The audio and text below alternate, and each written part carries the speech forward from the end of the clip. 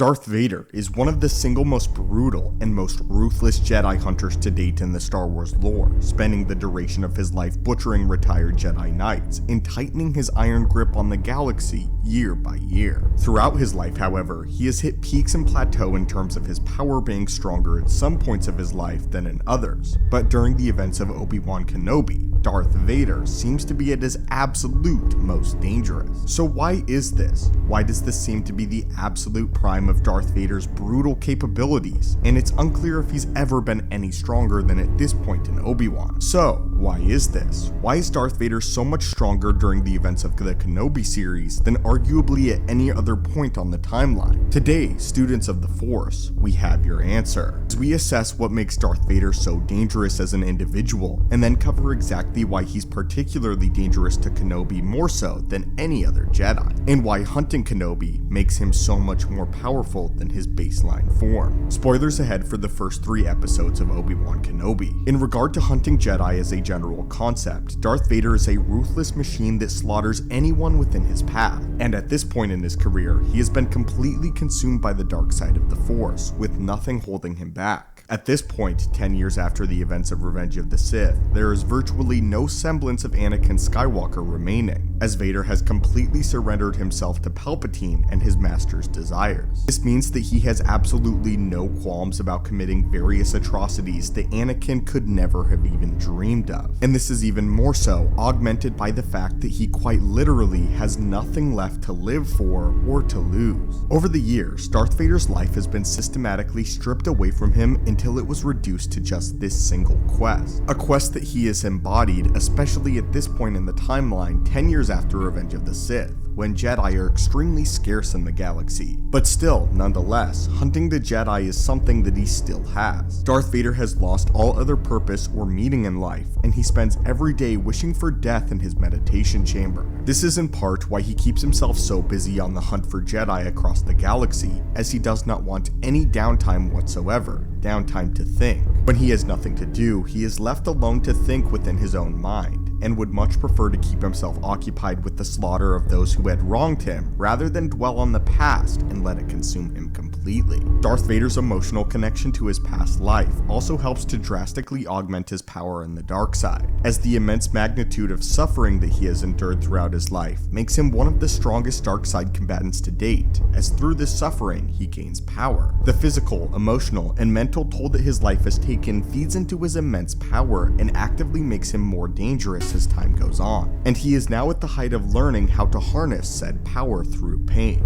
This makes Vader particularly ruthless against any Jedi, as his emotional disconnect from them makes him an analytical machine when it comes to combat. But Kenobi holds a special place among other Jedi that Vader hunts. Perhaps one of the most integral distinctions to draw is that Vader not only is dangerous as an entity, but he is particularly dangerous specifically to Obi-Wan himself, more so than any other Jedi. In episode 3 of Obi-Wan, we get a glimpse into Vader's true motivation, and we get the sense that there is far more to his ultimate plan with Kenobi than we were previously led to believe, more so than just killing him. In episode 3, Vader lets Kenobi survive their first encounter with one another, choosing to actively torture Obi-Wan instead of simply executing him on the spot, which would have been far easier and a wiser option. For a full breakdown of this moment, and Vader's full motivation to let Kenobi live, we will be making a video more so on Vader's true plan and assess why Vader was ultimately willing to let Obi-Wan leave. For now though, let's continue to focus on Vader's power.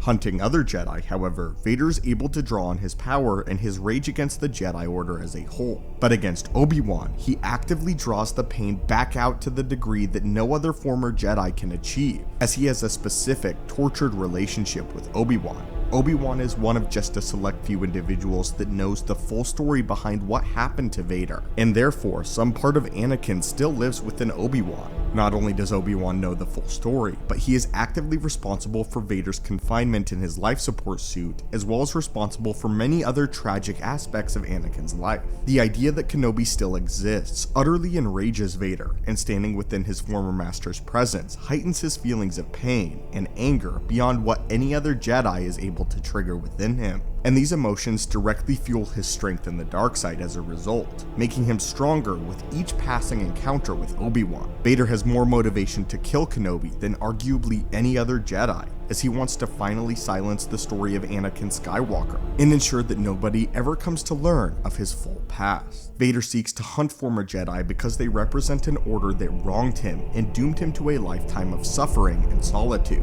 And so, he hates all Jedi as a general concept of what they stand for. Kenobi, however, Vader hates personally, and to a degree that is unmatched to date by anybody. He holds Kenobi personally responsible for many of the atrocities that molded Vader into who he is today, and these make him physically stronger within the Force when in Kenobi's presence. Kenobi took Anakin away from his mother on Tatooine, and then did nothing to protect her. As a member of the Council, he withheld the vital information that Anakin needed in order to save Padme's life. And Kenobi was responsible for the most drastic physical disfigurement and moment of agony that Vader has ever endured. Needless to say, Kenobi holds a special place among the Jedi Order, and Vader's emotional state is actively heightened in Obi-Wan's presence. But there is even more to Darth Vader during this period of time that makes him more powerful, that being exactly when the show takes place, 10 years after the events of Revenge of the Sith. The thing that makes Vader slightly weaker when he first enters his suit is of course his unfamiliarity with the suit, and not to mention he is not even fully committed to the Empire and the Sith yet, as we see over the course of the first Darth Vader comic book series, which takes place immediately after Revenge of the Sith. However, in the period of time 10 years following, he is fully committed to the dark side of the Force and is fully committed to his suffering. Instead of actively fighting off against his suffering, he has now embraced it fully. Not to mention, he is very familiar with his suit. He's also still quite young at this age, as many have speculated that as Vader gets older, he does actually have a slight decline in power. This Vader, though, is at the height, maybe not even potentially of just Darth Vader, but the life of Anakin and Vader combined. He's a much more intelligent combatant, he's much more refined, including his lightsaber skills and his use in the Force. This Vader is a sharpened knife, as he has personally been hunting down Jedi,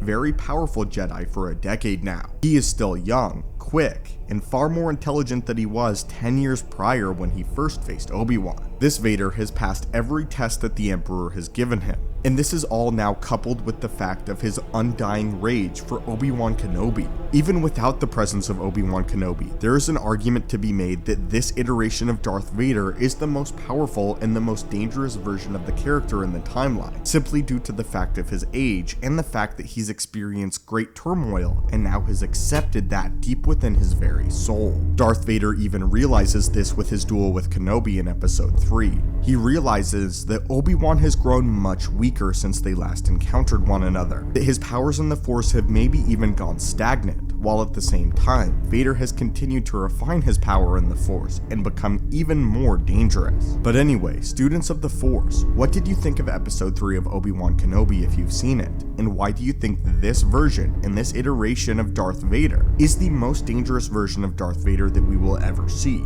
Or, in your opinion, is there a more dangerous depiction of the character out there currently? As always, my friends and students of the Force, thank you so much for watching. Again, we will be covering episode 3 of Obi-Wan Kenobi in detail moving forward. May the Force be with you, and have a great day.